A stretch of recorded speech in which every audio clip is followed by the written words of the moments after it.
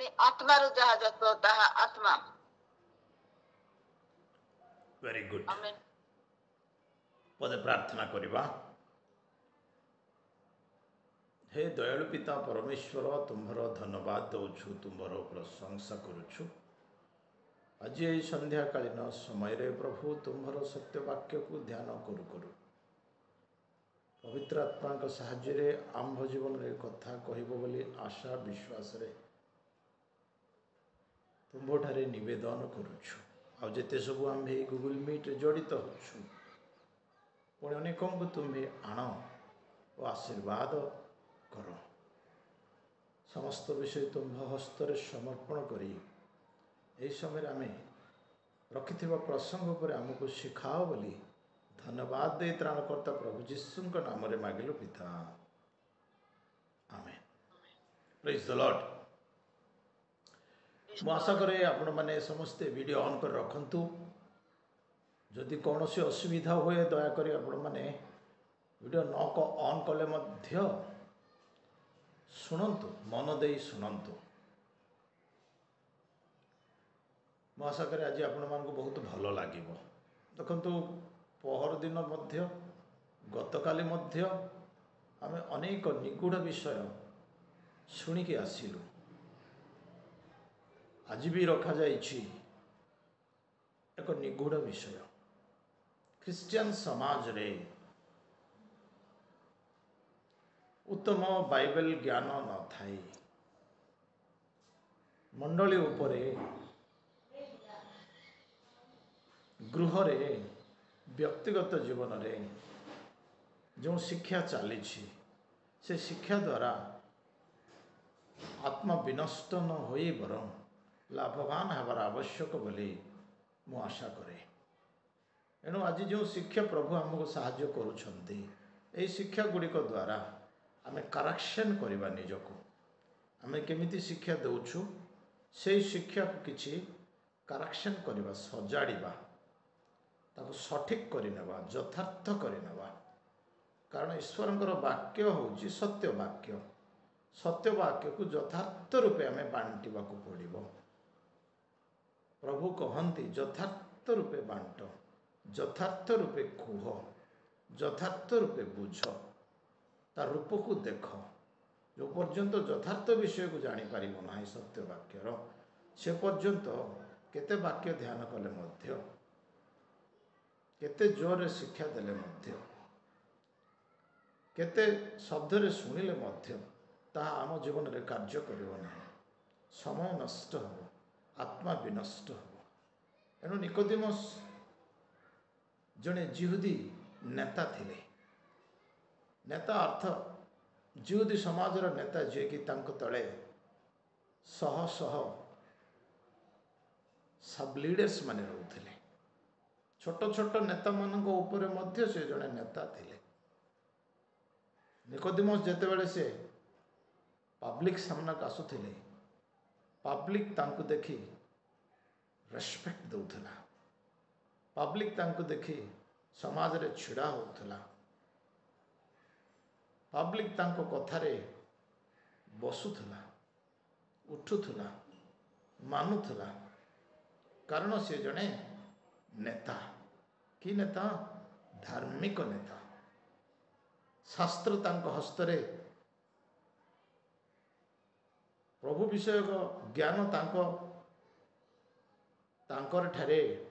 एणु से जहाँ कहते ताहा समाज शुणुला। से सम्मानीय थिले, गौरवर व्यक्ति थिले, संभ्रमर व्यक्ति थिले। तांको सम्मान करवा जहाँ प्रभु को सम्मान करवा ताहा बोली जिहुदी मानकर गोटे कनसेप्ट थिला। बंधुगण से भली जने व्यक्ति जीशु को देखिले। जीशु को देखला परे से लुचिकी जीशु निकट को आसवा पाई इच्छा कले। भल शुभा जाउछि। लुचिकी जेतेबेले जीशु निकट को आसिले किछि गोटे रहस्य एठारे आमे बारी पारुछु। तांको लुचिबार आवश्यक कौन थिला? कारण जिहुदी समाज जीशु को ग्रहण करू नथिला। जिहुदी समाज निकोदिमस को ग्रहण करुला, जिहुदी समाज शास्त्रज्ञ मान को ग्रहण करुला, जिहुदी समाज शिक्षादाता मान को ग्रहण करुला, किंतु से जिहुदी समाज जीशु को शिक्षा को ग्रहण करू नथिला। तेबे आज ख्रिस्टियन समाज रे जनप्रिय वक्ता, लोकप्रिय वक्ता, विख्यात वक्तार कथा ही ख्रिस्टियन समाज ग्रहण करुछि। ठीक से प्रकार से समय मध्य जीशुंकर शिक्षा को जिहुदी समाज ग्रहण करू नथिला, शुणिबा की इच्छा करू नथिला, विरक्त होउथला और जीशु को अतिशीघ्र मारिदेवा पाई चेष्टा करिथिला। एथिपाई कि तांको शिक्षा जिहुदी समाज को कष्ट लागुथला। काहेकि ना जीशु सत्य कथा प्रचार करुथिले, सठिक कथा शिक्षा दउथिले, यथार्थ विषय बुझाउथिले। आज भी यदि हम ख्रिस्टियन समाज को आम यथार्थ विषय बुझेबा ताहले लोक ताको इच्छा करिवे नाही। सत्य कथा को सुनाइबा लोक ताको ग्रहण करिवे नाही, ताको विरोध करिवे। जो कथा से माने पूर्वर शुणी आसुछंती, जो मानकर वाक्य से माने पूर्वर ग्रहण करि आसुछंती, केवल सेमानकर वाक्य ही सुनिबा पाई इच्छा करुछि समाज। किंतु नूतन भावे एक सत्य वाक्य, एक यथार्थ वाक्य, एक उपयुक्त वाक्य को सुनिबा बोलिबा मन अति कम लोकंकर थाए। सेतिपाई निकोदिमस लुचिले, संध्या समय से आसिले, जीशु निकट को आसिले, जीशु सहित से कथबार्ता हेले। हे गुरु, जीशु ठारू सुनिबा पाई से जीशु को हे गुरु बोली कहिके आसुछन्ते। पढ़िबा दयाकर टिके पढ़िबे सेटा जहन 3 अध्याय एक पद टिके आउ टिके पढ़ंतु प्लीज। 1-2 फारुसी मानक मध्यरे निकोदिम नामक जड़े व्यक्ति थिले, से जिहुदी मानकर जड़े नेता। से रात्रि समय रे जीशुଙ୍କ निकट को आसी ताहांकु कहिले, हे गुरु, आपण जे ईश्वरଙ୍କ ठारू आगत गुरु एहा आम्भे माने जानू, कारण आपण एही जेउ समस्त आश्चर्य कर्म करूअछंती ईश्वर सांगरे न थिले सेही सबु केही करि पारे नाही। गोटे मिनिट से कहउछंती आपण ईश्वरଙ୍କ ठारू आगत बोली कि आमे जानू। केमिति ना आपण जो आश्चर्य कर्म करूछंती से आश्चर्य कर्म से मनुष्य द्वारा हुए नहीं बोली आमे जानि पारुछु। ईश्वरଙ୍କ ठारू आपण आगत होइथिबारु, अर्थात ईश्वर आपणकर सहवर्ती थिबारु ही ताहा आपण करि पारुछंती। एणु आपण को गुरु बोली मु संबोधन करूछि। तापरे पढ़ंतु।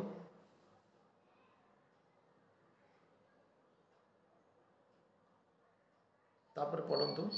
जीशु तांकु उत्तर देले, सत्य सत्य मु तुम्भकु कहुअछि, पुनर्बार जन्म न हेले केही ईश्वरଙ୍କ राज्य देखि पारे नाही। गोटे मिनिट एठी टिके बाइबल खोली के रखंतु। देखंतु जेतेबेले निकोदिमस कहउछंती ईश्वरଙ୍କ ठारू आगत न हेले, अर्थात ईश्वर आपणଙ୍କ संगरे न थिले आश्चर्य कर्म केही करि पारंती नाही। सेतेबेले जीशु सांगे सांगे तांको प्रति उत्तर दउछंती कि ईश्वरଙ୍କ कथा जेतेबेले से कहउछंती, ईश्वरଙ୍କ राज्य को जीवा पाई हेले बा देखिबा पाई हेले मनुष्य को पुनर्बार जन्म हेबाकू पड़िबो निकोदिमस बोली से कहउछंती। ध्यान रे सुनंतु। पुनर्बार जन्म न हेले केही ईश्वरଙ୍କ राज्य को जाई पारे नाही, ईश्वरଙ୍କ राज्य देखि पारे नाही। सेतेबेले निकोदिमस पुनर्बार जन्म विषय से बुझी पारु नाहांती। गोटे दुखर विषय। शास्त्रज्ञ, बाइबल पंडित, दीर्घ वर्ष हला शिक्षा दे नाम अर्जन करिबा, जनप्रिय लोकप्रिय होइथिबा एक प्रचारक, एक वक्ता जीशुଙ୍କ कथा से शुणी ବୁଝି ପାରୁନାହାନ୍ତି ଯେ ପୁନର୍ବାର ଜନ୍ମର ଅର୍ଥ କ'ଣ ହୋଇପାରେ। ଆଉ ଥରେ କ'ଣ ମୁଁ ମୋର ମାତାର ଗର୍ଭକୁ ଯାଇ ଜନ୍ମ ହେବା ସମ୍ଭବ ବୋଲି ସେ କହୁଛନ୍ତି। ପଢ଼ନ୍ତୁ ତଳେ କ'ଣ କହୁଛନ୍ତି। ନିକୋଦିମ ତାହାଙ୍କୁ ପଚାରିଲେ, ବୃଦ୍ଧ ହେଲେ ମନୁଷ୍ୟ କି ପ୍ରକାର ଜନ୍ମ ହୋଇପାରେ? ସେ କ'ଣ ଦ୍ୱିତୀୟ ଥର ଆପଣା ମାତାର ଗର୍ଭରେ ପ୍ରବେଶ କରି ଜନ୍ମ ହୋଇପାରେ? ଦେଖନ୍ତୁ, ବୃଦ୍ଧ ହେଲେ ମନୁଷ୍ୟ କି ପ୍ରକାର ଜନ୍ମ ହୋଇପାରେ? ସେ ତ ଅଲରେଡ଼ି ଜନ୍ମ ହେଲା ଶିଶୁ ଅବସ୍ଥାରୁ ଯୌବନ ଅବସ୍ଥାରୁ ବୃଦ୍ଧା ଅବସ୍ଥାକୁ ଆସିଗଲା। ପୁଣି ଥରେ ସେ କେମିତି ଜନ୍ମ ହୋଇପାରିବ? ତାପରେ କ'ଣ ଲେଖା ଅଛି?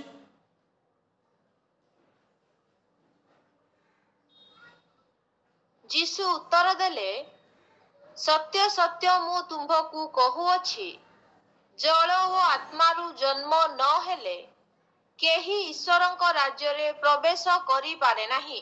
ତାପରେ କ'ଣ ଲେଖା ଅଛି? ମାଂସରୁ ଯାହା ଜାତ ତାହା ମାଂସ, ପୁଣି ଆତ୍ମାରୁ ଯାହା ଜାତ ତାହା ଆତ୍ମା। ଓକେ, ପୁନର୍ବାର ଆଉ ଥରେ କେମିତି ଜନ୍ମ ହେଇପାରିବ? ବୃଦ୍ଧା ହେଲେ ମନୁଷ୍ୟ ବୋଲି ନିକୋଦିମସ୍ ବୁଝିପାରୁନାହାନ୍ତି। ଦୀର୍ଘ ବର୍ଷ ବାକ୍ୟ ପ୍ରଚାର କରି ଏକ ବିଖ୍ୟାତ ହୋଇଥିବା ଜଣେ ପ୍ରଭୁଙ୍କ ଦାସ, ସେ ଯୀଶୁଙ୍କର ଗୋଟେ ଛୋଟିଆ କଥାକୁ ସେ ନ ବୁଝିବା ଏକ ଦୁଃଖର ବିଷୟ, ନିରୁତ୍ସାହର ବିଷୟ, ଭାବନାର ବିଷୟ, ଚିନ୍ତାର ବିଷୟ। ସେ ଦୀର୍ଘ ବର୍ଷ ପବ୍ଲିକକୁ ସେ କେମିତି ସମ୍ଭାଳିଲେ, କ'ଣ ଶିକ୍ଷା ଦେଲେ? ପୁନର୍ବାର ଜନ୍ମ ବିଷୟ ଏକ ଶିକ୍ଷକ, ଏକ ବାଇବଲ ପଣ୍ଡିତ, ଏକ ପ୍ରଚାରକ, ଜନପ୍ରିୟ ଲୋକପ୍ରିୟ ବକ୍ତା, ସମ୍ମାନୀୟ ବ୍ୟକ୍ତି, ସେ ଯଦି ପୁନର୍ବାର ଜନ୍ମ ବିଷୟକୁ ବୁଝିପାରୁନାହାନ୍ତି ତାହେଲେ ଦୁଃଖର ବିଷୟ ନୁହେଁ କି? ସେ ଯଦି ନିଜେ ବୁଝିପାରୁନାହାନ୍ତି ତାହେଲେ ପବ୍ଲିକ ଆଉ କ'ଣ ବୁଝିଥିବେ? ଦୀର୍ଘ କେତେ ବର୍ଷ କାଳ ସେ ସେବା କରି ଆସିଲେ, ପବ୍ଲିକ ଆଉ କ'ଣ ଶିଖିଲେ? ପବ୍ଲିକଙ୍କ ଜୀବନରେ ଆଉ କ'ଣ ପୁନର୍ଜନ୍ମ ବିଷୟରେ ଅନୁଭବ ଅଛି କି? ନାହିଁ। ଏହା ହେଉଛି ବଡ଼ ଦୁଃଖର ବିଷୟ। ଆଜି ଏହି ସନ୍ଧ୍ୟାକାଳୀନ ସମୟରେ ମୁଁ ଯେଉଁ ବାକ୍ୟ ପ୍ରଚାର କରୁଛି, ଯଦି ମୋର ବାକ୍ୟକୁ ମୁଁ ବୁଝି ନାହିଁ, ଶୁଣିବା ଲୋକ ଯଦି ମୋର ବାକ୍ୟକୁ ବୁଝିପାରି ନାହାନ୍ତି ତାହେଲେ ବହୁତ ଦୁଃଖର ବିଷୟ, ବହୁତ ଦୁଃଖର ବିଷୟ। ଆପଣ ଯେଉଁ ବାକ୍ୟ ପ୍ରଚାର କରୁଛନ୍ତି, ଆପଣଙ୍କର ପରିବାର ବୁଝୁଛନ୍ତି କି? ମଣ୍ଡଳୀ ବୁଝୁଛି କି? ଏସବୁ ଦୁଃଖର ବିଷୟ ପ୍ରିୟ ବନ୍ଧୁଗଣ। ପୁନର୍ବାର ଜନ୍ମ କେମିତି ହେବେ ସେ ପଚାରିଲେ ଯୀଶୁ କହନ୍ତି,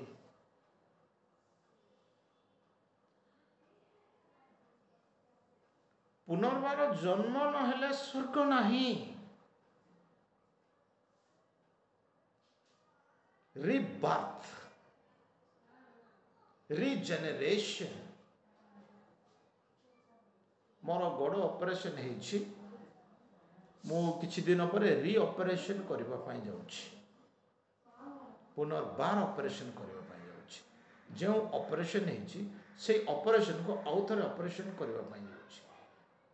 ତେବେ ଠିକ୍ ସେଇଭଳି ଆମେ ବୁଝିବା, ଯେଉଁ ଜନ୍ମ ଆମେ ହୋଇଛୁ ସେଇ ଜନ୍ମକୁ ଆଉ ଥରେ ଜନ୍ମ ହେବାକୁ ଯାଉଛୁ। ପୁନର୍ବାର ଜନ୍ମ, ରିଜେନେରେସନ, ରିବାର୍ଥ।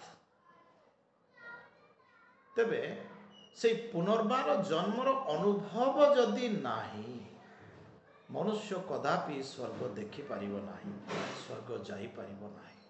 ପୁନର୍ବାର ଜନ୍ମର ଅର୍ଥ କ'ଣ ବୋଲି ଯଦି ବୁଝିବା, ନା ଈଶ୍ୱରଙ୍କ ଠାରୁ ଆଗତ ହେବା, ଈଶ୍ୱରଙ୍କ ଠାରୁ ଜନ୍ମ ହେବା, ସ୍ୱର୍ଗରୁ ଜନ୍ମ ହେବା, ଉପରରୁ ଜନ୍ମ ହେବା।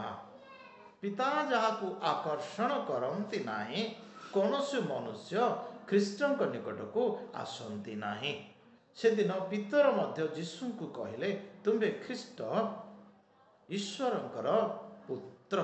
ସେତେବେଳେ ଖ୍ରୀଷ୍ଟ ପିତରଙ୍କୁ କହିଲେ, ହେ ପିତର, ମାଂସରୁ ଓ ରକ୍ତରୁ ଏହା ତୁମେ ସ୍ୱୀକାର କରିନାହଁ, ଏହା ମୋର ପିତାଙ୍କ ଠାରୁ ଆଗତ ହେବାରୁ ତୁମେ ସ୍ୱୀକାର କରିପାରିଲ। ଏଣୁ ଏହି ପଥର ଉପରେ ଆପଣା ମଣ୍ଡଳୀ ତୋଳିବି, ଆଉ ନରକର ବଳ ତାକୁ ପରାଜୟ କରିପାରିବ ନାହିଁ। ପିତା ସ୍ପର୍ଶ ଯାହାକୁ କରନ୍ତି ସେ ପୁନର୍ବାର ଜନ୍ମ ହୁଅନ୍ତି। ସ୍ୱର୍ଗରୁ ଜନ୍ମ ହେବା, ଉପରରୁ ଜନ୍ମ ହେବା, ଈଶ୍ୱରଙ୍କ ଠାରୁ ଜନ୍ମ ହେବା, ତାହାକୁ ପୁନର୍ଜନ୍ମ ବୋଲି କୁହାଯାଏ। ତେବେ ଯେଉଁ ପୁନର୍ବାର ଜନ୍ମ କଥା ଇଏ କହୁଛନ୍ତି ନିକୋଦିମସ୍, ବୃଦ୍ଧ ହେଲେ କି ମନୁଷ୍ୟ ମାତୃଗର୍ଭକୁ ଆଉ ଥରେ ଯାଇ ଜନ୍ମ ହେବା ସମ୍ଭବ? ଏଠାରେ ମାତୃଗର୍ଭକୁ ଆଉ ଥରେ ଯାଇ ଜନ୍ମ ହେବା ବିଷୟ ଏଠାରେ କୁହାଯାଉ ନାହିଁ। ପୁନର୍ବାର ଜନ୍ମ ଅର୍ଥ ସ୍ୱର୍ଗରୁ ଜନ୍ମ ହେବା କଥା କୁହାଯାଉଛି। ତେବେ ସ୍ୱର୍ଗ ବିଷୟ ଶିକ୍ଷା ଦେବା ପ୍ରଚାରକ ଆପଣଙ୍କୁ ସ୍ୱର୍ଗରୁ ଜନ୍ମ ହେବା ବିଷୟ ଜଣା ନାହିଁ, କ'ଣ ପ୍ରଚାର କରିଛନ୍ତି? ଈଶ୍ୱରଙ୍କ ବିଷୟରେ ଶିକ୍ଷା ଦେବା ଲୋକ ଆପଣ, ଈଶ୍ୱରଙ୍କ ଠାରୁ ଜନ୍ମ ହେବା ବିଷୟ ଆପଣଙ୍କୁ ଜଣା ନାହିଁ, କ'ଣ ପ୍ରଚାର କରୁଛନ୍ତି? ଶେମ୍, ରିଡିକୁଲେସ୍, ଲଜ୍ଜାର ବିଷୟ, ଦୁଃଖର ବିଷୟ। এই লজ্জাজনক শিক্ষা বন্ধ হও, এই নিরুৎসাহজনক শিক্ষা বন্ধ হও। শিক্ষার পরিবর্তন আসু, ট্রান্সফরমেশন আসু। প্রভুঙ্ক বিষয়ে মতে জনা নাই, মু প্রভুঙ্ক বিষয়ে প্রচার করুছি। স্বর্গ বিষয়ে মতে জনা নাই, মু স্বর্গ বিষয়ে প্রচার করুছি। ঈশ্বরଙ୍କ বিষয়ে মতে জনা নাই, মু ঈশ্বরଙ୍କ বিষয়ে প্রচার করছি। It's not shame. ଆଉ ନିଜକୁ ବକ୍ତା କରୁଛି, ଫେମସ୍ କରୁଛି, ଡିମାଣ୍ଡ କରୁଛି। ପ୍ରିୟ ଭାଇ ଓ ଭଉଣୀମାନେ, ମୁଁ ବି ହଉ କି ଆପଣ ବି ହୁଅନ୍ତୁ, ପୁନର୍ବାର ଜନ୍ମ ଅର୍ଥ ଈଶ୍ୱରଙ୍କ ଠାରୁ ଜନ୍ମ ହେବା। ପୁନର୍ବାର ଜନ୍ମ ଅର୍ଥ ସ୍ୱର୍ଗରୁ ଜନ୍ମ ହେବା। ତେବେ ସ୍ୱର୍ଗରୁ ଜନ୍ମ ହେବା ବିଷୟ ନ ଜାଣି ନିକୋଦିମସ୍ ବକ୍ତା ହୋଇଥିଲେ। ଈଶ୍ୱରଙ୍କ ଠାରୁ ଜନ୍ମ ହେବା ବିଷୟ ନ ଜାଣି ନିକୋଦିମସ୍ ବକ୍ତା ହୋଇଥିଲେ। ସେଥିପାଇଁ ଯୀଶୁ ତାଙ୍କୁ କହୁଛନ୍ତି, ନିକୋଦିମସ୍, ତୁମେ ସ୍ୱର୍ଗ ଦେଖିବାର ଅଛି, ତାହେଲେ ତୁମକୁ ଅବଶ୍ୟ ପୁନର୍ବାର ଜନ୍ମ ହେବାକୁ ପଡ଼ିବ। ଓକେ, ବର୍ତ୍ତମାନ ଏହି ପୁନର୍ବାର ଜନ୍ମ ଈଶ୍ୱରଙ୍କ ଠାରୁ ଜନ୍ମ ବୋଲିକି ମୁଁ କହିଲି ବୋଧେ, ତାକୁ ପୁଙ୍ଖାନୁପୁଙ୍ଖ ଭାବେ ପବିତ୍ର ଆତ୍ମାଙ୍କ ଦ୍ୱାରା ଜନ୍ମ ବୋଲି ତଳେ ଆମେ ଦେଖୁଛୁ। এই পবিত্র আত্মাଙ୍କ দ্ୱାରା জন্ম বিষয় চিন্তা କରିବା ପୂର୍ବରୁ, ଗତକାଲି ବି ଆମେ ଚିନ୍ତା କରିଛୁ, ପହରଦିନ ମଧ୍ୟ ଚିନ୍ତା କରିଛୁ, ଜଣେ ଲୋକ ପବିତ୍ର ଆତ୍ମାଙ୍କ ଦ୍ୱାରା କେମିତି ଜନ୍ମ ହୁଏ, ସେଇଟା ଆଜି ବି ଚିନ୍ତା କରିବା କନକ୍ଲୁଜନ୍ ପାର୍ଟରେ। କିନ୍ତୁ ତା ପୂର୍ବରୁ ପୁନର୍ବାର ଜନ୍ମ ଅର୍ଥାତ୍ ପବିତ୍ର ଆତ୍ମାଙ୍କ ଦ୍ୱାରା ଜନ୍ମ ହେବା ବିଷୟ ଧ୍ୟାନ ଦେଇ କନକ୍ଲୁଜନ୍ କରିବା ପୂର୍ବରୁ ଆଉ ଗୋଟିଏ ଜନ୍ମ ସେଠାରେ ଲେଖାଯାଇଛି, କ'ଣ? ଜଳରେ ଜନ୍ମ ହେବା। ତେବେ ଜଳରେ ଜନ୍ମ ହେବା ବିଷୟ ତାର 4 ଗୋଟି ଅନୁବାଦ ରହିଅଛି। 4 types of interpretation। ମୁଁ ଆପଣଙ୍କୁ ସଂକ୍ଷିପ୍ତରେ ଏ 4 ପ୍ରକାର ଅନୁବାଦ ଶୁଣାଇବା ପାଇଁ ଚାହେଁ। ଆଜିର ଖ୍ରୀଷ୍ଟିଆନ ସମାଜରେ ବାଇବେଲ ସ୍କଲାର ମାନେ এই 4 ପ୍ରକାର ଅନୁବାଦକୁ ବୁଝିବାକୁ ସେମାନେ ଲେଖନ୍ତି, କୁହନ୍ତି ଯେ ଜଳରେ ଜନ୍ମ ହେବାର ଅର୍ଥ ବୋଧ ହୁଏ ଏହା ହୋଇଥିବ, ତାହା ହୋଇଥିବ, କିନ୍ତୁ ବାସ୍ତବରେ କ'ଣ ବୋଲିବା ବିଷୟ ମଧ୍ୟ ମୁଁ ଆପଣଙ୍କୁ ଫୋର୍ସ ତ କରିବି ନାହିଁ, କିନ୍ତୁ ଶୁଣାଇବା ପାଇଁ ଇଚ୍ଛା ପ୍ରକାଶ କରୁଛି। ପ୍ରଥମ ବିଷୟ, ଜଳରେ ଜନ୍ମ ହେବା ଅର୍ଥ ଦେଖନ୍ତୁ, ବାପ୍ତିଜକ ଜହନ ଯେତେବେଳେ ସିଏ ମନ ପରିବର୍ତ୍ତନର ବାପ୍ତିସ୍ମ ଦେଉଥିଲେ, ସ୍ୱର୍ଗରାଜ୍ୟ ସନ୍ନିକଟ, ମନ ପରିବର୍ତ୍ତନ କର ଓ ଜଳରେ ବାପ୍ତିସ୍ମ ନିଅ ବୋଲି ସେ ରଡ଼ି ଛାଡ଼ୁଥିଲେ। ଆଉ ଅନେକ ଲୋକ ଧାଡ଼ି ବାନ୍ଧି ଜଳଗୋପରେ ଜଳ ଜର୍ଦ୍ଦନ ନଦୀରେ ମନ ପରିବର୍ତ୍ତନର ଜଳରେ ବାପ୍ତିସ୍ମ ନେଉଥିଲେ। तेज गोटे प्रकार अनुवाद कौन इंटरप्रिटेशन कौन ना यह बाप्तिजक जहन देइथिबा जलर बाप्तिस्म को बुझाए बोली गोटे प्रकार अनुवाद अच्छी जदि बाप्तिजक जहन जाइथिबा जलर बाप्तिस्म को बुझाए ताहले वर्तमान तो बाप्तिजक जहन आउ नाहांती जेहेतु बाप्तिजक जहन आउ जीवित नाहांती आ बाप्तिजक जहन से आउ जलर बाप्तिस्म दे पारिबे नाही जेहेतु से नाहांती एणु से अनुवाद ठीक नुहे बोली ताको आमे काटी गोटे प्रकार अनुवाद गला 2 नंबर अनुवाद मु आपनको कहबा पाई चाहे ध्यान रे सुनंतु बंधुगण शरद भल सुभा जाउछि राइट 2 प्रकार अनुवाद हैला जीसु महान आदेश देले ग्रेट कमांडमेंट महान आदेश देले कौन सर्व जगत को जाओ सुसमाचार प्रचार करो पिता पुत्र एवं पवित्रात्मा नाम रे बपतिस्म दे समस्त को शिष्य कर महान आदेश तेबे ख्रिस्टियन बपतिस्म बोली किछि अनुवाद कहते जल रे बपतिस्म अर्थ डुबन बोली कहते कारण जीशुंकर आदेश आज्ञा मु कहिबे एठी टिके आपण धैर्य धरंतु प्रथम विषय बाप्तिजक देइथिबा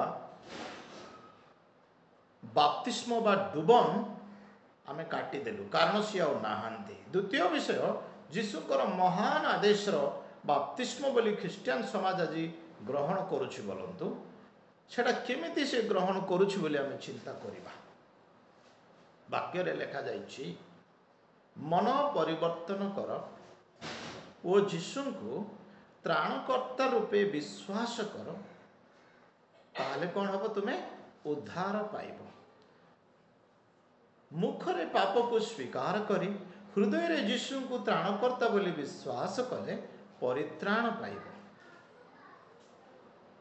विश्वास करी बपतिस्म नेले परित्राण पाइब ए सबु वाक्य गुड़िक बाइबल रे लिखा जाइछि तेबे जणे लोक परित्राण केमिति पाउछि कारण ए जलर बपतिस्म को जेतेबेले जीशु प्राधान्यता देइछन्ति न जलरे बपतिस्म हेले ही से स्वर्ग देखि परिबो पुनर्बार जन्म होई परिबो जदि ख्रिस्टियन समाजर बपतिस्म बोली आमे जदि आकु कहिबा ताहले जणे लोक केमिति परित्राण पाउछि आमे काली भी चिंता कलु पर दिन भी चिंता कलु मु आज गोटे जन को आपन को देखाइबा पाई चाहे प्रेरित 8 अध्याय 26 रु टिके किछि अंश तळकु पढिबा टिके शीघ्र शीघ्र पढिबा प्रेरित पुस्तक 8 अध्याय 26 पदरु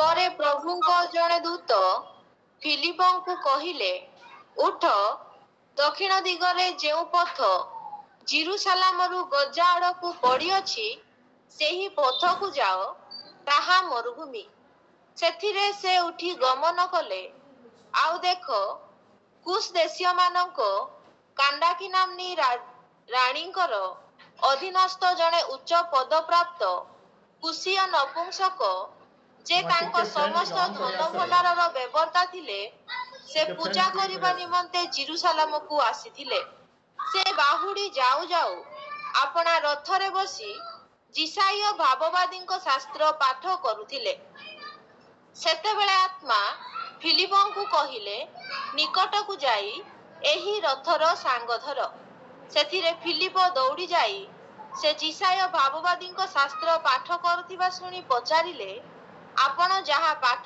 करुअछंती ताहा कोन बुझुअछंती से कहिले केही मते बुझाई न देले मु की परि बुझी पारिबी आउ से फिलिपन को चढ़ी आसी अपना निकट रे बसिबा को विनती कले शास्त्रर जेउ अंश से पाठ करुथिले ताहा ही से मेषतुल्य हत हेबा निमंते नित हेले पुणी लेमछोदक सम्मुख रे ମେଷ ଶାବକ ଯେପରି ନୀରବ ରୁହେ, ସେହିପରି ସେ ଆପଣା ମୁଖ ଫିଟାଇଲେ ନାହିଁ। ତାହାଙ୍କ ଅବନତ ହେବାରେ ତାହାଙ୍କ ଦଣ୍ଡ ଅପସାରିତ ହେଲା। ତାହାଙ୍କ ବଂଶ କିଏ ବର୍ଣ୍ଣନା କରିପାରିବ? କାରଣ ତାହାଙ୍କ ପ୍ରାଣ ପୃଥିବୀରୁ ଅପସାରିତ ହେଲା। ନପୁଂସକ ଉତ୍ତର ଦେଇ ଫିଲିପଙ୍କୁ, ମୁଁ ଆପଣଙ୍କୁ ନିବେଦନ କରେ, ଭାବବାଦୀ କାହା ବିଷୟରେ ଏ କଥା କହନ୍ତି, ଆପଣା ବିଷୟରେ ବା ଆଉ କାହା ବିଷୟରେ? ସେଥିରେ ଫିଲିପ ମୁଖ ଫିଟାଇ ଶାସ୍ତ୍ରର ଏହି ବାକ୍ୟରୁ ଆରମ୍ଭ କରି ତାଙ୍କ ନିକଟରେ ଯୀଶୁଙ୍କ ସୁସମାଚାର ପ୍ରଚାର କଲେ। ଧନ୍ୟବାଦ, ଧନ୍ୟବାଦ। ଆଗକୁ ଦରକାର ହେଲେ ପଢ଼ିବା। ଶୁଣନ୍ତୁ, ଫିଲିପକୁ ଜଣେ ସ୍ୱର୍ଗଦୂତ କହୁଛନ୍ତି, ତୁମ୍ଭେ ସେହି ରାସ୍ତାରେ ଯାଅ। ଆଉ ସେହି ରାସ୍ତାରେ ଜଣେ ନପୁଂସକ ରଥରେ ଯାଉଛନ୍ତି, ସେ ରଥ ନିକଟକୁ ଯାଅ। ତେବେ ଫିଲିପ ସେହି ରଥ ନିକଟକୁ ଗଲେ। ନପୁଂସକ ଜଣକ ସେ ରଥ ଉପରେ ରହି ଯିଶାୟ ଭାବବାଦୀ ପୁସ୍ତକରୁ କିଛି ଅଂଶ ପାଠ କରୁଛନ୍ତି। ସେତେବେଳେ ପବିତ୍ର ଆତ୍ମା ଫିଲିପକୁ କହିଲେ, ହେ ଫିଲିପ, ତୁମ୍ଭେ ସେହି ନପୁଂସକକୁ ପଚାର କି ସେ ଯାହା ପାଠ କରୁଛନ୍ତି ତାହା ବୁଝୁଛନ୍ତି କି? ଏଇଠି ହେଲା ବହୁତ ବଡ଼ କ୍ୱେଶ୍ଚନ ମାର୍କ ଆଜି ସମସ୍ତଙ୍କ ପାଇଁ। ନ ବୁଝିକି ପାଠ କରିବା, ନ ବୁଝିକି ପ୍ରଚାର କରିବା, ନ ବୁଝିକି ଶିକ୍ଷା ଦେବା, ନ ବୁଝିକି ବକ୍ତା ହୋଇଯିବା, ସେଥିରେ ବହୁତ ବଡ଼ ପ୍ରମାଦ, ବିନଷ୍ଟ। ଏଣୁ ସେ ପଚାରିଲେ, ଆଜ୍ଞା ଆପଣ ଯାହା ପାଠ କରୁଛନ୍ତି ତାହା ବୁଝିପାରୁଛନ୍ତି କି? ତେବେ ସେ ନପୁଂସକ ଫିଲିପକୁ କହୁଛନ୍ତି, ମୋତେ କିଏ ଜଣେ ବୁଝାଇଲେ ସିନା ମୁଁ ବୁଝିପାରିବି। ତେବେ ନପୁଂସକ ଅନୁରୋଧ କରୁଛନ୍ତି ଫିଲିପଙ୍କୁ, ଆପଣ ଦୟାକରି ଆସନ୍ତୁ, ମୋ ପାଖରେ ବସନ୍ତୁ ଓ ମୋତେ ବୁଝାନ୍ତୁ। ତେବେ ସେ ଫିଲିପ ସେହି ସୁଯୋଗକୁ ସଦ୍ବ୍ୟବହାର କଲେ, ରଥ ଉପରେ ଚଢ଼ିଲେ, ନପୁଂସକ ପାଖରେ ବସିଲେ ଓ ସେହି ଶାସ୍ତ୍ରାଂଶ କ'ଣ ବୋଲି କହିଲେ। ସେ ଶାସ୍ତ୍ରାଂଶ କ'ଣ ପଢ଼ୁଥିଲେ ନା ମେଷ ଶାବକକୁ କେମିତି ନିଆଯାଉଛି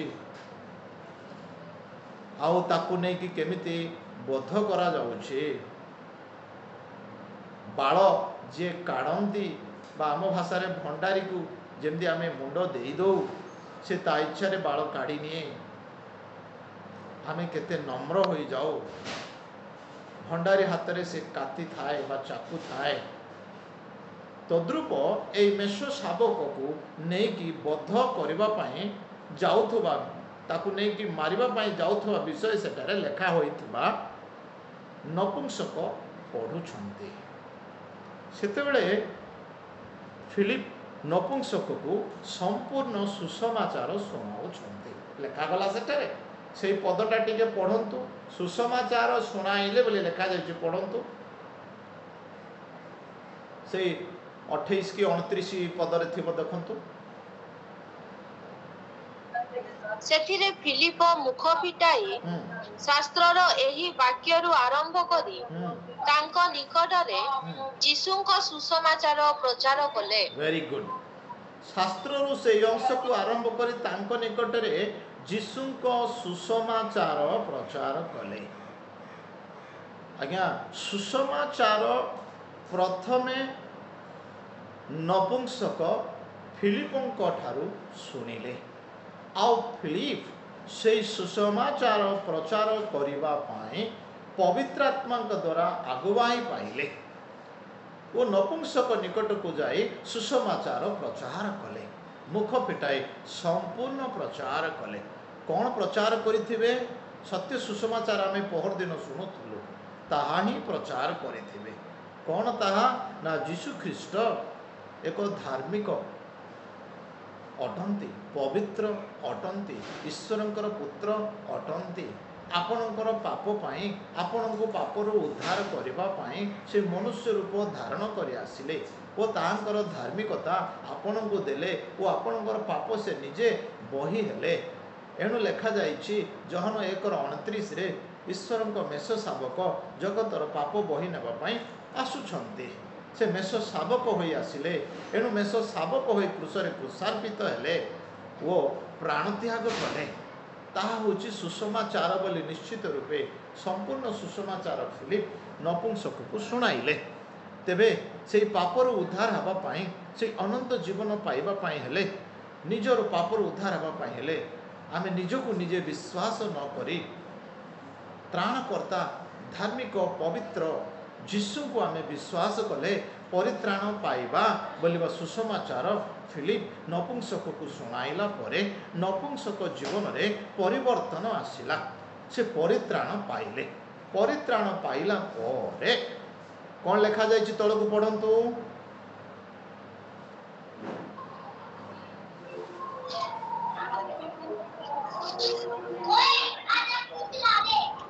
आउ से माने पथरे जाऊ जाऊ कौनसी गोटे जलाशय निकटरे उपस्थित हेले सेथिरे नपुंसक कहिले एठारे तो जल अछि मोर बाप्तिजित हेबा निमंते कोन बाधा अछि फिलिप कहिले आपण समस्त अंतकरण सहित यदि विश्वास करंती ताहा हेले होई पारे सेथिरे से उत्तर देले यीशु ख्रीष्ट जे ईश्वरंक पुत्र एहा मु विश्वास करूअछि पुणी से रथ ठिया करने को आज्ञा देले आउ फिलिप और नपुंसक उभय जल भीतर को ओह्लाई गले आउ फिलिप तांकु बाप्तिस्म देले से माने जल मध्यरु उठी आसंते प्रभुंकर आत्मा फिलिपंकु घेनी गले पुणी नपुंसक तांकु आउ देखिले नाही तथापि से आनंद करू करू आपना पथरे चली गले धन्यवाद किंतु फिलिप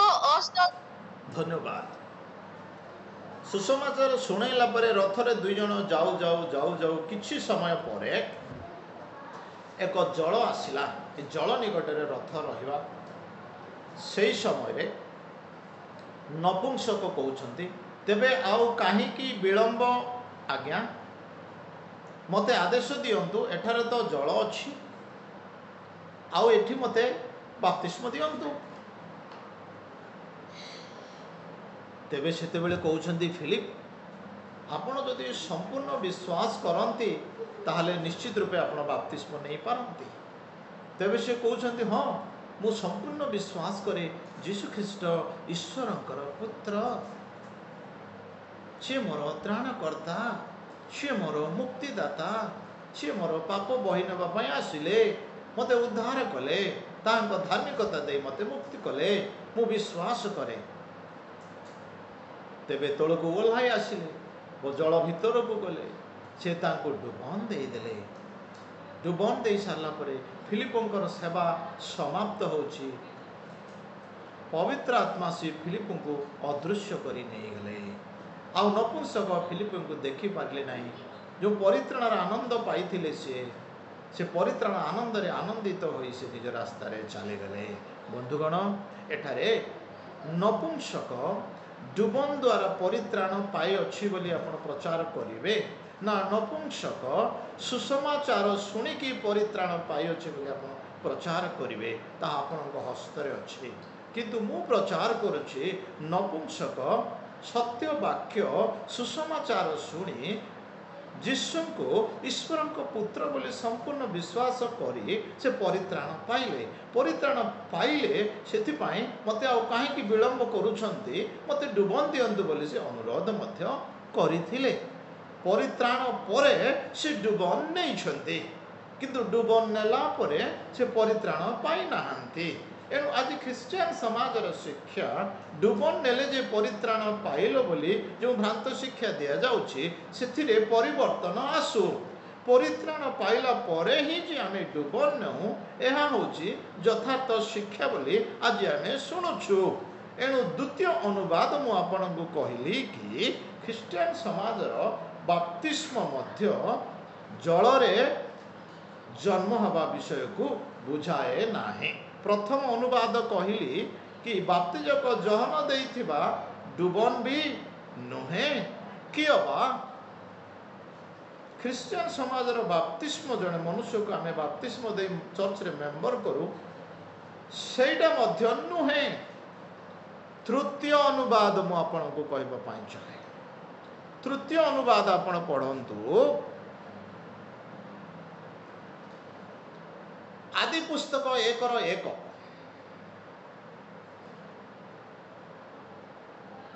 आद्यरे परमेश्वर स्वर्ग और पृथ्वीर सृष्टि कले।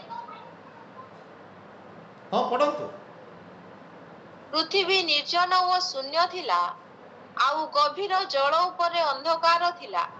पुणी परमेश्वरଙ୍କ आत्मा जल उपरे व्याप्त थिले। बस कौन लिखा जाइछि परमेश्वरଙ୍କର आत्मा जल उपरे व्याप्त थिले बोली लिखा जाइछि। ए सेंटेंस को दृष्टि रखंतु कौन सेटा मु आउथरे पुनरावृत्ति करे परमेश्वरଙ୍କ आत्मा जल उपरे व्याप्त थिले। तेबे तृतीय अनुवाद आज बाइबल पंडित कौन कहे कि जल और आत्मा रे बाप्तिस्म न नेले केही स्वर्ग रे जाई पारे नाही। जल और आत्मार बाप्तिस्म को से गोटे पद करी कहूछि। सेटा दुईटी पद नुहे एटा गोटे पद बोली से कहूछि। The association of words one phrase बोली कहूछि। गोटे सेंटेंस बोली कहूछि। बोलंतु सेंटेंस तो गुड़ाए पदर समष्टि रे वाक्य हुए किंतु फ्रेज बोइला आलकू तार दुई तीनटा पद मध्य मिशी गोटे अर्थ दिए। तेबे जल और आत्मार बाप्तिस्म एटा गोटे अर्थ। जल अलगा नुहे आत्मा अलगा नुहे बोली से अनुवाद करुछि। जल बाप्तिस्म जहा आत्मा बाप्तिस्म ताहा बोली से कहूछि। एणु ताकू वन फ्रेश बोली कहा जाए। Born of the water and born of the spirit बोली तो लिखा जाए नहीं ना। जल रे बाप्तिस्म नेबा एवं आत्मा रे बाप्तिस्म नेबा बोली तो लिखा जाए नहीं ना। कौन लिखा जाइछि जल वो आत्मा रे बाप्तिस्म बोली लिखा जाइछि। बाप्तिस्म बोली पद थरे ही लिखा जाइछि। एणु जल और आत्मा रे बाप्तिस्म ए एसोसिएशन ऑफ वर्ड्स टा यार गोटे मीनिंग। एणु जल रे बाप्तिस्म अर्थ ता आत्मा रे बाप्तिस्म सहित को बुझाए। एणु आदि पुस्तक 1:1 रे देखिलु गभीर जल उपरे परमेश्वरंकर आत्मा व्याप्त थिले। अर्थ ए अनुवाद कौन कहूछि ना जल को आत्मा बोली बुझाउछि। तबे जल और आत्मा एमाने दुईटी नुहंती मात्र गोटे बोली बुझाउछि। पुणी कहूछि जिहिजिकल 39 रे मध्य लिखा जाइछि शेष दिन रे आंभ मनुष्य मानक संतान उपरे आंभ मानकर आत्मा ढाली देबु बोली लिखा जाइछि। तबे ढाली देबुर अर्थ कौन बोली कहूछि ना पानी को ढला जाए तरल अंश को ढला जाए। तबे आत्मा ढाली देबुर अर्थ कौन सेटा पानी को बुझाए बा जल को बुझाए। तबे तृतीय प्रकार अनुवाद कौन आज बाइबल पंडित कहूछि प्रिय बंधुगण ना जल और आत्मार बाप्तिस्म अर्थ यह केवल गोटे बाप्तिस्म कौन सेटा आत्मार बाप्तिस्म बोली कहूछि। जलर बाप्तिस्म जहा आत्मार बाप्तिस्म ताहा बोली कहूछि। तीन प्रकार अनुवाद मु आपनको कहिली। आपण माने जदि पासरी गले प्रसंग सरिला परे प्रश्न करंतु। एई बडी सुजोग सब बेले आसे नाही। वर्तमान मु जा सठिक अनुवाद आपनको कहबा पई इच्छा प्रकाश करिछि ध्यान रे सुनंतु। आत्मार पुनर्जन्म बा आत्मार बाप्तिस्म कथा आमे पहर दिन भी चिंता कलु काली भी चिंता कलु आज भी अल्प समय चिंता करे कंक्लूजन करबा बोली मु कहली। ता पूर्व जलर बाप्तिस्मर 4 प्रकार अनुवाद विषय को मु आपनको 3 प्रकार अनुवाद रंग बोली देखैली। वर्तमान सठिक अनुवाद मु आपनको कहबा पाए चाहे। जेते बेले निकोदेमस को कहउछंती यीशु आउ निकोदेमस जेते यीशु को कहउछंती ईश्वर तुम्भ संगरे नथिले एहा होई न थांता आश्चर्य कर्म होई पारि न थांता। अर्थात ईश्वर आपणक संगरे अछंती आपण ईश्वरक ठारू आसीछंती बोली जेते बेले से कहिला सेटा सठिक कथा से कहितला। एणु ईश्वरक ठारू जने लोक आसीछि बोले तार अर्थ कोन ता जीवन रे पुनर्जन्म हेबार आवश्यक। खाली कहि देले ईश्वरक ठारू जने आसी जाए नाही कहि देले ईश्वर तथांगर रही जानती नाही। पुनर्जन्म हवा आवश्यक। एणु जीशु निकोदेमस को बुझाइबा पई आरंभ कले। निकोदेमस, पुनर्बार जन्म नहेले जने मनुष्य ईश्वर राज्य देखि पारे नाही बोली कहिले। अर्थ पुनर्बार जन्म विषय जीशु निकोदेमस को प्रथम थर कहिले। फर्स्ट पुनर्बार जन्म विषय कहिले, किंतु पुनर्बार जन्म विषय जेहेतु से बुझी पारिले नाही, वृद्धा हेले कि मनुष्य आउ थरे जन्म हब, ता मातृगर्भ को जाई पुणी थरे जन्म हब, या कोन संभव कि बोली जेतेबेले से कहउछंती, जीशु तांको बुझाउछंती, मांसरु जहा जात ताहा मांस, आत्मारु जहा जात ताहा आत्मा। वायु क्यों दिगरु आसी क्यों दिगो को जाए आमे देखि पारु नाउ, जानी पारु नाउ, किंतु वायु को आमे अनुभव करू। तबे पुनर्बार जन्म एक अनुभव अटे, एन एक्सपीरियंस, प्रैक्टिकल जीवन एक अनुभव अटे। आज्ञा प्रैक्टिकल जीवन अनुभव न थाई आमे जो शिक्षा दो से शिक्षा रे कौनसी यथार्थता थाए नाही, कौनसी सत्यता रहे नाही। प्रैक्टिकल एक्सपीरियंस, पुनर्बार जन्म एक अनुभव, ईश्वर ठारू जन्म होइछि बोली एक अनुभव, ईश्वर ठारू आगत होइछि बोली एक अनुभव आपण वर्णना करि परिवार सक्षम हबार अछि, सुदृढ़ हबार अछि, धैर्यर सहित कहि परिवार अछि, बुझाई परिवार अछि। ताहाकू पुनर्बार जन्म दुखर विषय निकोदेमस को सही अनुभव नथिला। जेहेतु निकोदेमस जीवन में से अनुभव नथिला, सेथिपाई मनुष्य पुणी थरे मातृगर्भ को जाई जन्म हवा संभव कि बोली से सेकंड क्वेश्चन करिथिले। से सेकंड क्वेश्चन रो उत्तर परमेश्वर बा जीशु तांको देउछंती। कोन? निकोदेमस, तुमे जो प्रश्न कल पुणी थरे मनुष्य जन्म हब कि, किंतु जीशु कहबार उद्देश्य निकोदेमस को थिला जल और आत्मा रे जन्म हबा को पड़िबो। अर्थ पुणी थरे जन्म हबा विषय नुहे, जन्म होइथिबा व्यक्ति आउ थरे जन्म हबा को पड़िबो बोलिबा विषय से कहले।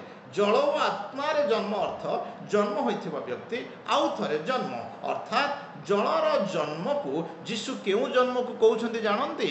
आपनकर शारीरिक जन्म को बुझाउछंती। यह बाप्तिस्म को से बुझाउ नाहंती।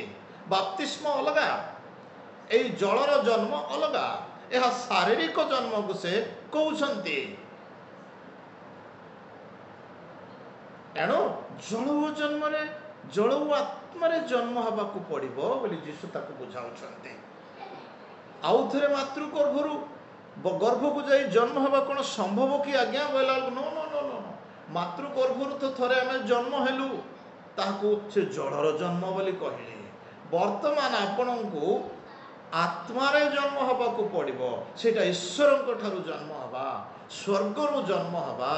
एणु सेटा अनुभवर विषय, एक्सपीरियंस रो विषय, प्रैक्टिकल लाइफ। सेटा मातृगर्भरु जन्म हबा सेटा शारीरिक जन्म। माँ आमको जन्म दे थाए, 10 मास 10 दिन गर्भरे धारण करी जन्म दे थाए। तेबे सेठी गोटे क्वेश्चन आसे आज्ञा, कोन? जदि जलर जन्म को जीशु शारीरिक जन्म बोली कहउछंती, ताहले शरीर रे एवं आत्मा रे जन्म न हले स्वर्ग राज्य जाई पारे नाही बोली तो जीशु कहिबार थिला बोली गोटे क्वेश्चन मार्क। शरीर रे वो आत्मा रे जन्म न हले तेबे आमे बुझी पारथांतो सीधा सीधा जे यह बाप्तिस्म नुहे, यह शारीरिक जन्म। किंतु जीशु शरीर रे वो आत्मा रे बोली तो कहि नाहंती, जेहेतु जीशु जल रे वो आत्मा रे बोली कहिले, एनो यह बाप्तिस्म ही हेइथिबो बोली कि आमे भाबुछु। नो, जीशु जल रे बोली कहबा अर्थ भी गोटे आमे बुझिबा को पड़िबो। देखंतु गर्भवती मांकर गर्भरे गोटे फ्लूइड थाए, ताकू एमनियोटिक फ्लूइड बोली कहा जाए। एमनियोटिक फ्लूइड अर्थ जो फेटस थाए गर्भ भितरे, जो शिशु थाए शुक्राणु, से शिशुटा गर्भरे थिबा से फ्लूइड द्वारा बढ़े, तार मांसपेशी बढ़े, तार कलिजा बढ़े, तार हृदय बढ़े, तार मस्तिष्क बढ़े, तार शरीर बढ़े कारण से फ्लूइड रे बा से जलीय अंश रे समस्त प्रकार प्रोटीन्स थाए से छुआ पाए तबे 10 मास दिन पर्यंत से फ्लूइड द्वारा से छुआटा बढ़ी चले जेतेबेले आम गायनिकोलॉजिस्ट निकट को जाऊ गर्भवती स्त्री को नहीं तो गायनिक कौन करती स्पेशलिस्ट से चेक करते जे पेट भितर सफिशिएंट जलीय अंश अच्छी कि नाही सफिशिएंट एमनियोटिक फ्लूइड अच्छी कि नाही जदि कम एमनियोटिक फ्लूइड अच्छी ताहले छुआ डेलीवरी हबार मध्य कष्ट तेणु ताकू सर्जरी करिकी काढंती ताकू बड़ ऑपरेशन करी काढंती सेतिपाई सर्वदा डॉक्टर सजेस्ट दियंती जे पेट भितर सफिशिएंट पानी अंश अर्थ कौन से फ्लूइड सेटा येलो कलर थिबो तार गोटे कलर थिबो तार गोटे स्मेल रहिबो सेठी फुल प्रोटीन थिबो फेटस बा से छोट शिशु से शुक्राणु द्वारा बढ़ुवा शिशु संपूर्ण ग्रोथ हवा पाए सफिशिएंट फ्लूइड पेट भितर थाए सेटा जलीय अंश तेबे आमे सेठी गोटे विषय सत्य रूपे बुझिबार अछि कि जदि फ्लूइड कमी गला छुआ केबे डेलीवरी होई परिबो नाही माँ छुआ मरी जाते केतेबेले फ्लूइड अंश तो कमी बोली डॉक्टर कौन करे पूर्वर सजेस्ट करिकी माँ प्राण को विपद न आसु बोलिकी छुआ पछे मरी जाओ बोलिकी बड़ सर्जरी करिकी ताकू पेट काटी देई थांते कौन पाई तार गोटे कारण होची इनसफिशिएंट ऑफ एमनियोटिक फ्लूइड जलीय अंश तेरे एठारे आम कौन बुझुचु प्रिय बंधुगण जीशु जहाँ कहते जल और आत्मार बाप्तिस्म अर्थ से प्रथम विषय को शारीरिक जन्म को से कहते जोटा कि निकोदेमस बुझी पारे ना मातृगर्भ को जाए आउ थे जन्म हबिकी बोली जो कहते से कहते ना ना अलरेडी तुम्हें मातृगर्भ जन्म हो जाइछ जहाँकि जलर जन्म वर्तमान तुमको आत्मार जन्म हवा पड़ो जहाँकि अनुभवर जन्म स्वर्गर ईश्वर स्वर्गर ऊपर जन्म हबार अनुभव ना स्वर्ग तुम्हें देखिपार ना बोली क्लियर कहीदे प्रिय बंधुगण यह हूँ आपण मो चतुर्थ अनुवाद वर्तमान आत्मार जन्म हम विषय मुझे कहली जलर जन्म हवा अर्थ यह बाप्तिस्म नुहे बाप्तिजक डुबन बाप्तिस्म नुहे कि आत्मा ढाली देवा विषय नुहे किंतु वास्तव में जलर जन्म अर्थ या शारीरिक जन्म को जीशु कहते मनुष्य निश्चित रूपे शारीरिक जन्म हवा पड़ो ताकू रिजेनेरेशन हवा पड़ो रिबार्थ करने पड़ो रि ऑपरेशन जोड़ा मुझे कहती मो विषय जन्म हैला परे आउ थरे ताको जन्म हवा पड़ो सेकेंड जन्म ईश्वर ठारू हुए सेकेंड जन्म स्वर्गर हुए एणु जलर जन्म को से प्रथम जन्म बोली बुझाई सेकेंड जन्म आत्मार जन्म हवा पड़ो बोली जीशु ख्रीस्ट निकोदेमस को बुझाइबार तात्पर्य एठारे आमे देखि पारुछु वर्तमान आत्मार जन्म आमे सुनिकी आसुछु आत्मार जन्म आमे सुनिकी आसुछु कौन सेटा ऑलरेडी आमे सुनिलु कोटा एफिसी 1:13 मु 5 मिनिट रे बंद करबी तापर आपन को क्वेश्चन पर अपेक्षा करबी जदि आपन चाहंती जस्ट 5 मिनिट्स रे आई वांट टू क्लोज आत्मार जन्म विषय पदे आपन पढ़ी दियंतु जे एफिसी 1:13 ताहांको ठारे सुधा ताहांको ठारे तुम्भे माने सुधा सत्य वाक्य अर्थात तुम्भ मानक परित्राणर सुसमाचार पुनि विश्वास करी प्रतिज्ञात पवित्र आत्मांक द्वारा मध्य मुद्रांकित होयछ ओके सत्य वाक्य ईश्वरंकर वाक्य परित्राणर वाक्य सुनिलु जेते बेले आमे पवित्र आत्मा द्वारा मुद्रांकित हेलु से सत्य वाक्य किए जीशु ख्रीस्ट से परित्राणर वाक्य किए जीशु ख्रीस्ट तीतुस 3:4-5 टिके पढ़ी दियंतु तीतुस 3:4-5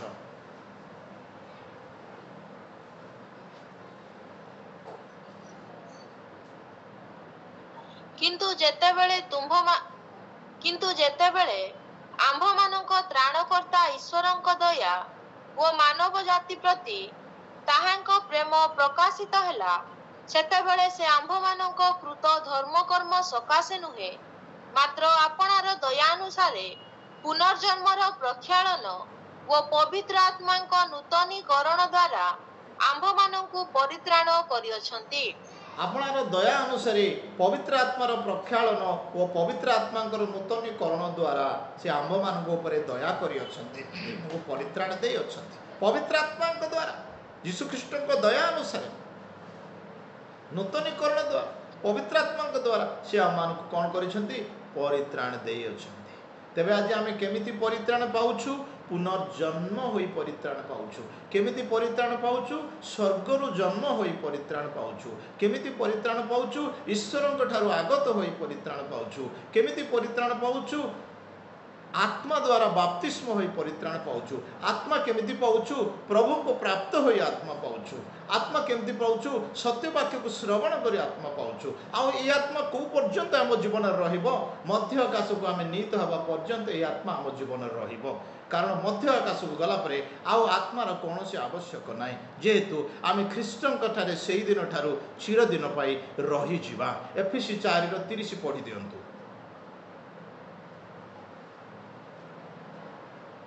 ଶେଷ ବାକ୍ୟ ଏଫେସୀ 4:30।